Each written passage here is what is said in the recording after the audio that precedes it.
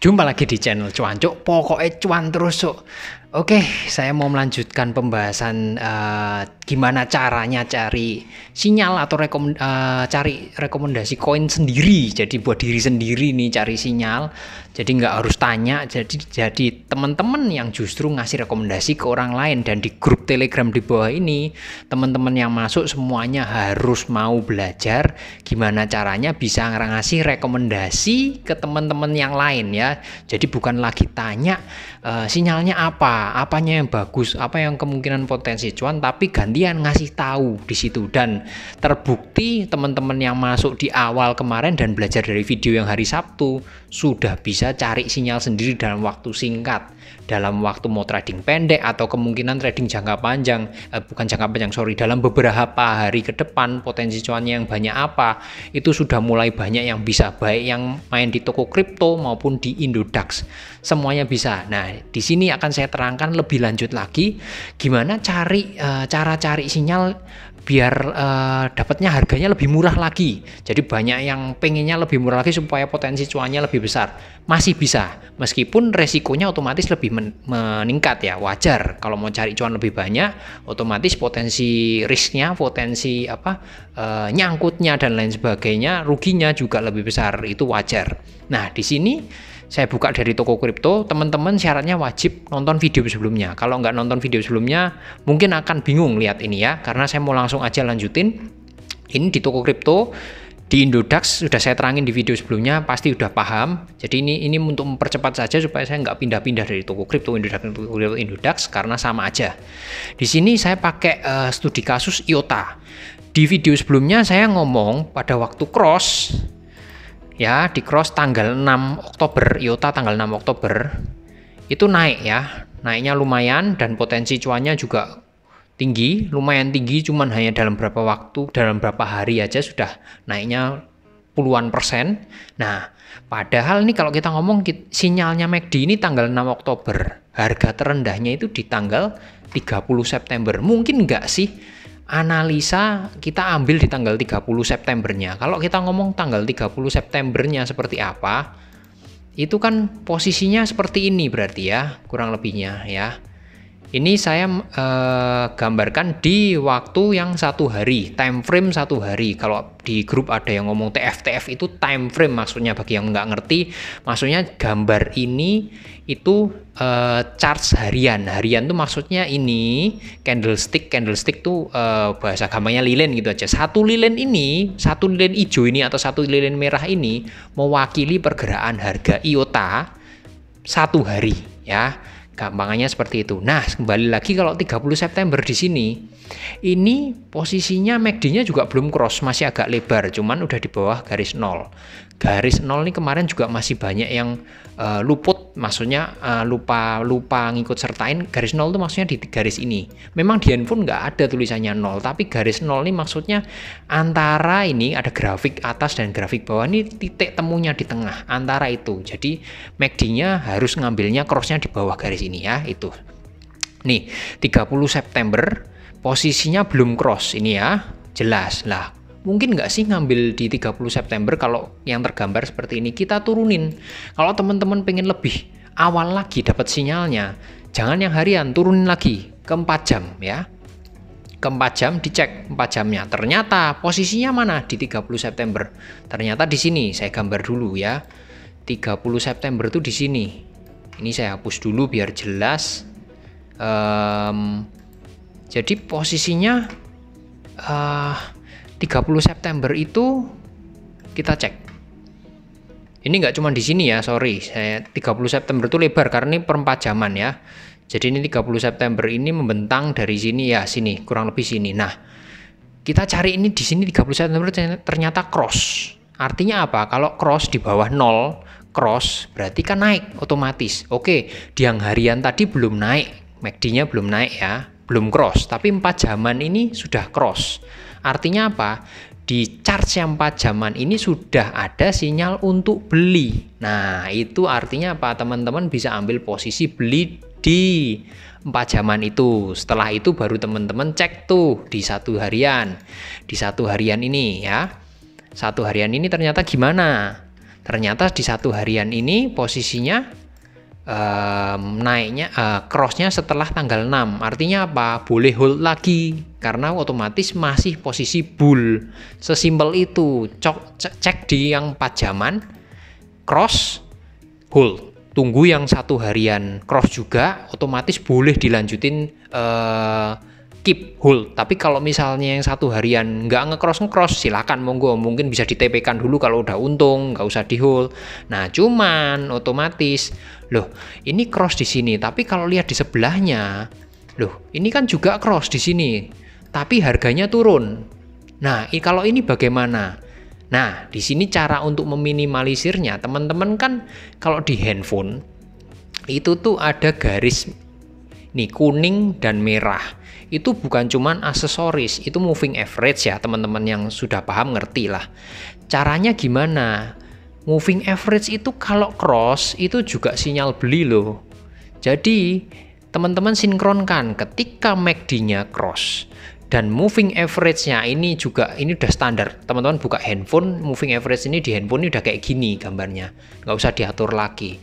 Jadi ketika MACD-nya cross, moving average-nya cross, ini sinyalnya apa? Sinyal beli yang kuat. Di situ poinnya. Nah, kalau teman-teman cek di sini cross MACD-nya. Tapi ini belum cross, makanya belum sinyal beli. Makanya kalau teman-teman mau hold yang lebih agak lama di 4 jaman, teman-teman harus pastikan bawah dan atas cross semua. Kebetulan warnanya sama, merah dan kuning ya. Itu.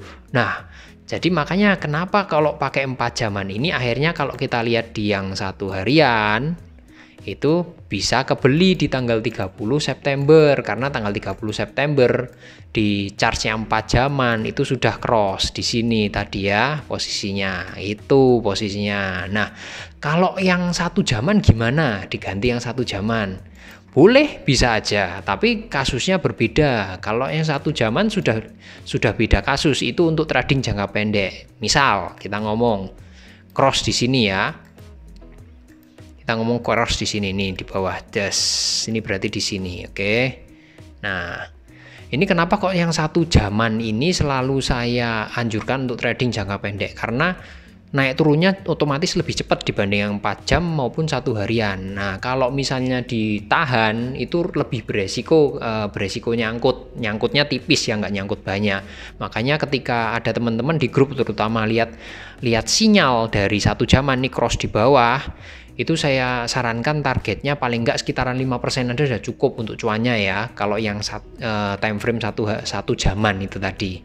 Nah ini terjadi kayak gini kebetulan di IOTA ya posisinya. Nah sesimpel ini, semakin waktunya time frame ini teman-teman turunin dari 4 jam ke 1 jam, otomatis target cuannya juga berkurang. Kalau saya ngomong yang kemarin yang 1 harian bisa sampai kemarin 80-100% dengan contohnya ada MBL, ada SC.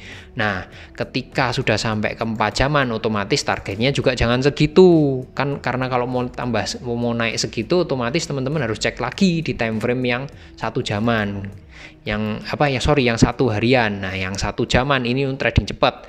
Apalagi kalau teman-teman pengen lebih cepat lagi bisa 15 menitan. Teman-teman bisa cek di sini yang masih di bawah nih, di bawah garis mana? Oke, ambil di sini ya. Ambil di sini. Nih, dapatnya di bawah, jualnya mana? Di atas. Tapi jangan dipikir di atas ini berapa puluh persen, enggak, karena 15 menit. Jadi pergerakan harganya kan lebih pendek. Ini teman-teman di bawah sini ambilnya kisaran 1,4, ini di atas tertinggi aja 1,6, nggak nyampe 10%. Jadi kalau 15 menit mungkin saya saranin target cuannya di bawah 5% atau maksimal 5%. Kalau yang 1 jaman itu bisa ambil 5% sampai 10%. Range-nya seperti itu, sesimpel itu. Nah, ini teman-teman bisa terapin. Kalau marketnya bull, BTC naik, teman-teman bisa pakai acuan yang 1 harian dikombinasikan dengan 4 jaman seperti yang tadi ya. Tapi kalau misalnya marketnya turun, BTC-nya turun, ini saya juga nunggu BTC belum turun-turun tapi posisinya udah mencemaskan. Nanti kalau BTC-nya turun, teman-teman ceknya yang 1 jam dikombinasi dengan yang 15 menit ya. Dengan yang 15 menit, dan jangan lupa MACD digabungin dengan ini garis merah kuning ini moving average. Ini cross ini ada artinya ya, sama seperti MACD-nya. Jadi ketika MACD cross, MA-nya cross, moving average-nya cross, itu berarti otomatis sinyal bullish-nya, sinyal naiknya lebih bagus, lebih kuat. Intinya simpelnya seperti itu, teman-teman bisa cek, bisa dikombinasikan supaya dapat harganya, modalnya untuk trading lebih murah dengan target keuntungan lebih tinggi ya, seperti itu. Dan kalau saya kasih contoh trading jangka pendeknya pakai MACD ini bisa diterapkan di Shiba yang sekarang harganya masih sideways. Teman-teman di grup maupun di komen banyak yang tanya Shiba gimana kok belum naik ya. Ini mungkin masih fasenya tarik nafas dulu ya. Tapi kalau kita mainnya jangka pendek, kita ngomong di 1 jaman. Sekarang 1 jaman juga MACD-nya masih datar ya. Ini juga datar. Otomatis naik turunnya belum jelas. Tapi kalau kita turunin lagi di 15 menit, teman-teman bisa mulai tradingin di sini. Nih, saya gambarin di sini. Ya, misalnya ini cross di bawah, des ya. Di sini cross, des. Bisa jual di atas ya. Peluangnya berapa? Di sini sekitaran 2600. Jual di 2700 sekian, 2720. Itu berarti sudah nggak nyampe 5%, tipis ya, karena 15 menit nggak nyampe 5%, tapi lumayan, nanti turun lagi. Nih cross di sini, des ya. Ini cross. Jual di mana? Di atas nih ya. Nih sama, sekitaran di bawah 5%, 3-4% sekian mungkin bersihnya dikurangin fee. Nah, untuk market datar pun kayak Shiba ini posisinya juga nggak naik, tetap bisa dapat cuan dari time frame 15 menit murni dari MACD MACD dan kombinasi dengan moving average nih berpotongan, merah di atas, kuning di bawah.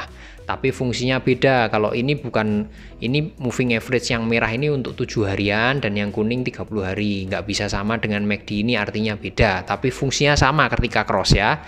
Hati-hati kalau ini crossnya kuningnya di atas, merahnya di bawah, sama juga artinya dengan MACD.